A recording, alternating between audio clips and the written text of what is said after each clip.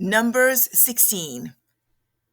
Now Korah, the son of Izhar, the son of Kohath, the son of Levi, with Dathan and Abiram, the sons of Eliab, and On, the son of Peleth, sons of Reuben, took action, and they rose up before Moses, together with some of the sons of Israel, 250 leaders of the congregation, chosen in the assembly of men, men of renown. They assembled together against Moses and Aaron and said to them, "You have gone far enough, for all the congregation are holy, every one of them, and the Lord is in their midst. So why do you exalt yourselves above the assembly of the Lord?"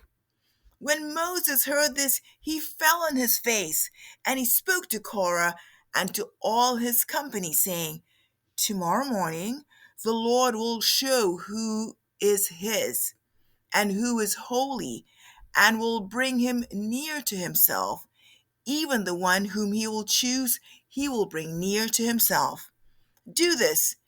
Take censers for yourselves, Korah, and all your company, and put fire in them, and lay incense upon them in the presence of the Lord tomorrow. And the man whom the Lord chooses shall be the one who is holy. You have gone far enough, you sons of Levi." Then Moses said to Korah, "Hear now, you sons of Levi, it is not enough for you that the God of Israel has separated you from the rest of the congregation of Israel to bring you near to himself, to do the service of the tabernacle of the Lord, and to stand before the congregation to minister to them. And that he has brought you near, Korah, and all your brothers, sons of Levi, with you. And are you seeking for the priesthood also? Therefore, you and all your company are gathered together against the Lord. But as for Aaron, who is he that you grumble against him?" Then Moses sent a summons to Dathan and Abiram, the sons of Eliab, but they said, "We will not come up. Is it not enough that you have brought us out of the land flowing with milk and honey, to have us die in the wilderness?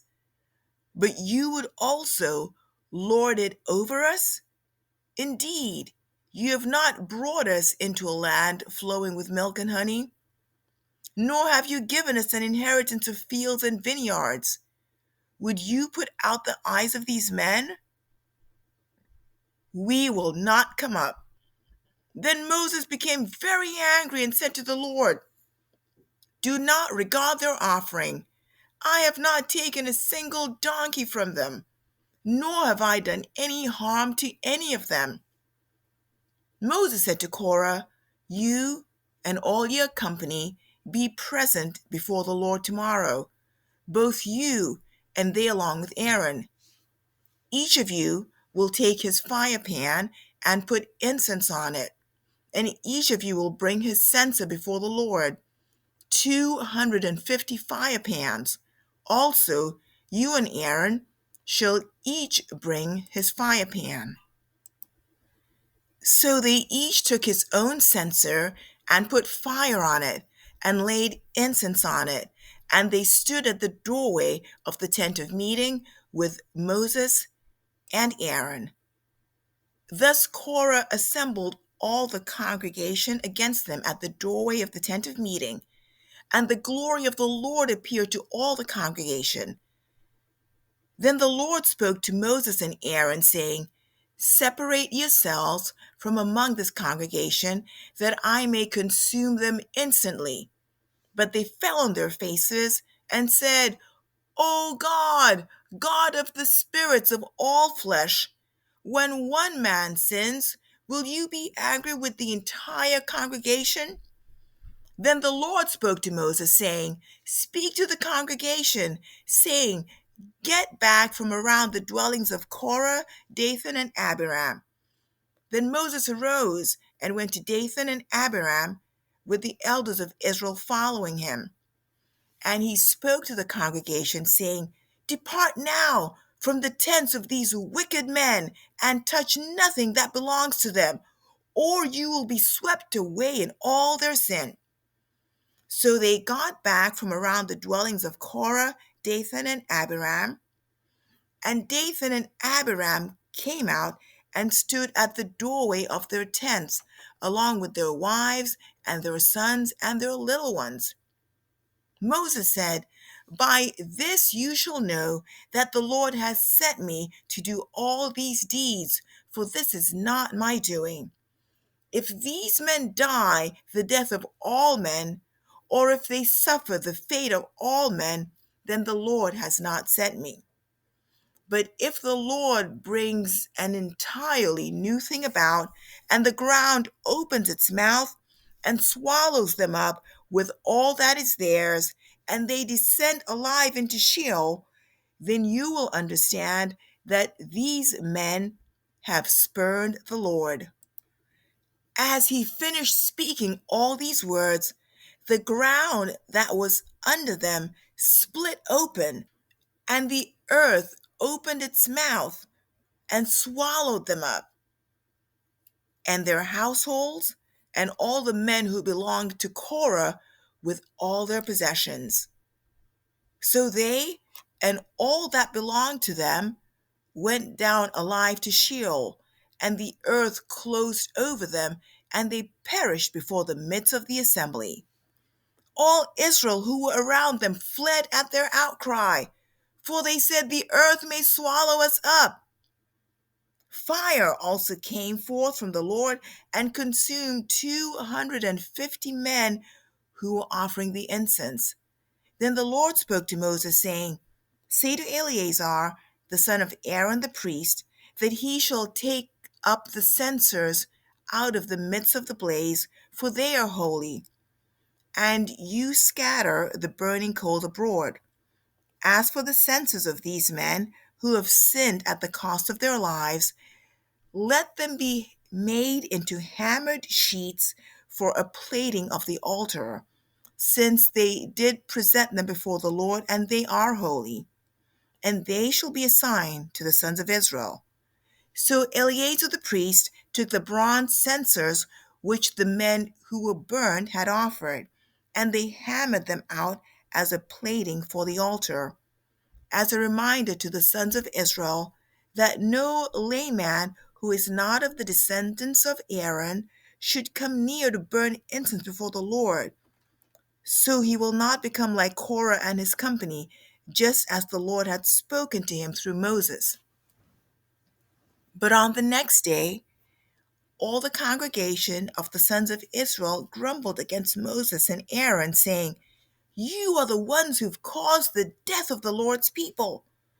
It came about, however, when the congregation had assembled against Moses and Aaron, that they turned toward the tent of meeting, and behold, the cloud covered it, and the glory of the Lord appeared. Then Moses and Aaron came to the front of the tent of meeting, and the Lord spoke to Moses, saying, "Get away from among this congregation, that I may consume them instantly." Then they fell on their faces. Moses said to Aaron, "Take your censer and put fire in it from the altar, and lay incense on it. Then bring it quickly to the congregation and make atonement for them. For wrath has gone forth from the Lord, the plague has begun." Then Aaron took it as Moses had spoken, and ran into the midst of the assembly. For behold, the plague had begun. Then Moses Then Aaron took it as Moses had spoken, and ran into the midst of the assembly. For behold, the plague had begun among the people. So he put on the incense and made atonement for the people.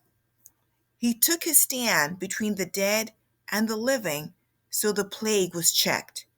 But those who died by the plague were 14,700, besides those who died on account of Korah. Then Aaron returned to Moses at the doorway of the tent of meeting, for the plague had been checked. Number 17. Then the Lord spoke to Moses, saying, "Speak to the sons of Israel and get from them a rod for each father's household, 12 rods from all their leaders according to their father's household. You shall write each name on his rod, and write Aaron's name on the rod of Levi, for there is one rod for the head of each of their father's households.